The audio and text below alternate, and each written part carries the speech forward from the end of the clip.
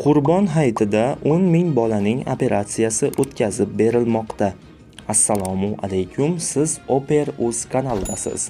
O'zbekistondagi va jahon miqyosidagi eng so'nggi yangiliklarni birinchilardan bo'lib bilib olishni istasangiz, albatta kanalimizga obuna bo'lib, videomizga bir dona like bosib qo'yishni unutmang. Demak, biz boshlaymiz.